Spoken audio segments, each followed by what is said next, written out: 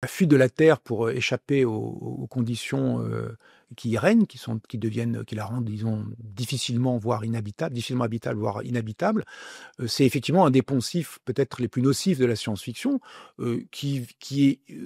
à l'origine, vient de cet émerveillement pour les techniques, la capacité de faire des vaisseaux extraordinaires qui vont visiter d'autres mondes, etc. Et donc, si on peut quitter la Terre comme on quitte chez soi en prenant l'autobus, bon, c'est pas très grave, changeons d'endroit.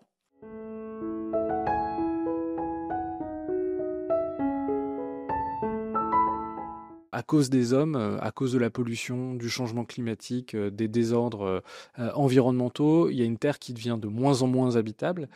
Et donc, un des réflexes, c'est de se dire, est-ce qu'on pourrait quitter la Terre? C'est un des grands thèmes de la science-fiction.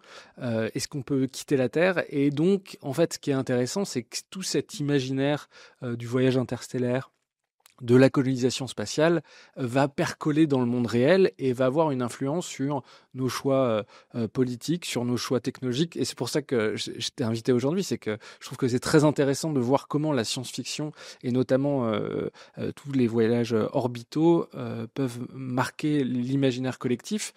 Dans The Expanse, Moon, Avatar, Don't Look Up, on voit des humains qui cherchent à exploiter les métaux, les minéraux dans l'espace. Est-ce que ça, c'est de l'ordre de la science-fiction ou est-ce que potentiellement on pourrait industrialiser l'espace, aller chercher les minéraux, les métaux qui nous manquent, que ce soit une réponse à la déplétion des ressources terrestres? Alors, d'abord, sur la question de la fuite de la Terre pour échapper aux conditions qui y règnent, qui la rendent, disons, difficilement habitable, voire inhabitable, c'est effectivement un des poncifs peut-être les plus nocifs de la science-fiction, à l'origine, vient de cet émerveillement pour les techniques, la capacité de faire des vaisseaux extraordinaires qui vont visiter d'autres mondes, etc. Et donc, si on peut quitter la Terre comme on quitte chez soi en prenant l'autobus, bon, c'est pas très grave, changeons d'endroit. Donc, ce poncif, on le retrouve dans Interstellar notamment, et ça suppose avoir les capacités de le faire.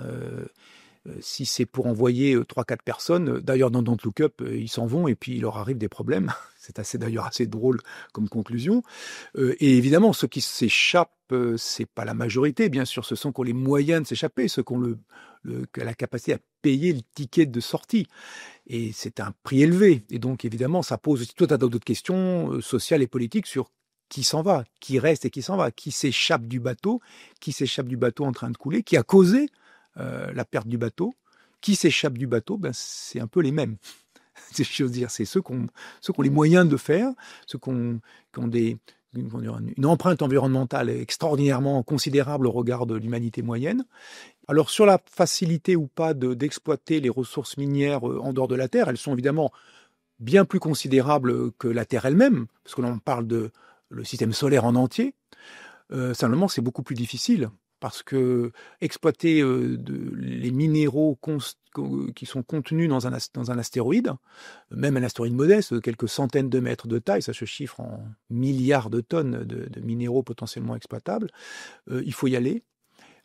C'est pas à côté. Il faut être capable d'exploiter ça, donc d'avoir spatialisé une usine qui va transformer du fer, du nickel, de l'aluminium en poutre, si j'ose dire. Enfin, soyons un peu brutal. Il faut à un moment donné passer de la matière brute à une poutre pour en faire une structure métallique ou Dieu sait quoi, un vaisseau, une coque, je ne sais quoi. On n'a aucune industrie dans l'espace pour l'instant, aucune capacité de transformation industrielle dans l'espace. Ça ne veut pas dire que ça ne se produira jamais ou que c'est impossible. Ça veut dire qu'on en a juste zéro. Une fois qu'on a cet astéroïde, où est-ce qu'on l'exploite? Là où est l'astéroïde, en orbite entre Mars et Jupiter.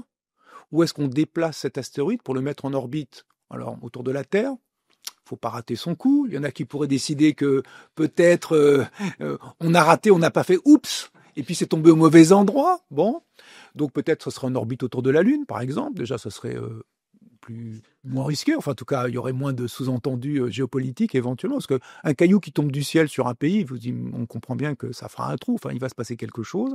Donc, il ne faudrait pas que ça puisse être considéré comme une arme spatiale, hein, balancer des cailloux plutôt que balancer des fusées ou des missiles. Donc on met en orbite autour de la Lune, donc ça suppose de dévier cet astéroïde. Il n'y a pas d'impossibilité théorique, encore une fois, ça pourrait se calculer. L'énergie mise en jeu, les moyens mis en jeu seraient absolument considérables. Est-ce que le jeu en vaut la chandelle? En avons-nous les moyens énergétiques et matériels pour l'instant? Sans doute pas. Est-ce que le jeu en vaut la chandelle? Il faudrait que ça rapporte beaucoup plus d'énergie et de matériaux que ce que l'on a mis pour le récupérer, c'est cette énergie éventuellement. Alors, ce ne serait pas de l'énergie, ce serait des matériaux d'abord.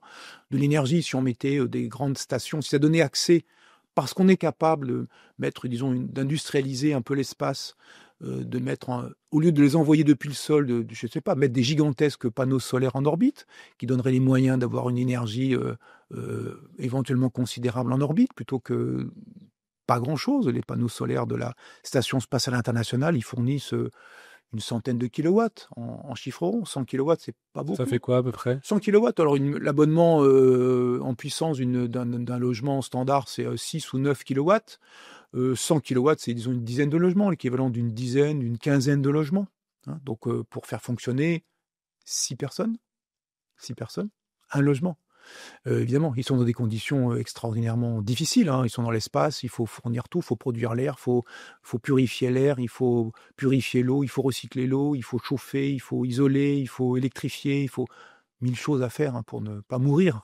Pour ne pas mourir, s'il y a le moindre système qui tombe en panne, les conditions deviennent tout de suite beaucoup plus difficiles et éventuellement mortelles pour ces astronautes. Donc beaucoup d'énergie par humain, beaucoup plus d'énergie et de puissance par humain dans l'espace que sur Terre, parce que les conditions sont très hostiles, évidemment, même inhabitables pour un humain tel quel.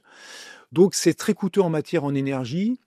Ça n'est pas inenvisageable au sens théorique, au sens du calcul d'ingénieur, du rêve d'ingénieur, si j'ose dire, du plaisir qu'on peut avoir à jouer avec les chiffres, à dire « Ah oui, si on mettait ci, si on faisait ça, d'optimiser tout ça », ça peut même faire un excellent exercice, à la limite, de physique pour étudiants en licence de physique, ou de physique-chimie, ou d'ingénierie, ou en maîtrise de physique-chimie, d'ingénierie. Excellent exercice de pensée, mais qui est sans doute très au-delà de nos moyens actuels, et donc un peu vain, sachant que ressources et énergie nécessaires pour faire cette opération, avant que ça devienne rentable, nécessite de prendre cette énergie et ces ressources sur Terre, où nous sommes précisément dans une situation où nous risquons d'en manquer, et où déjà l'exploitation de ces ressources provoque des conséquences environnementales incontrôlées.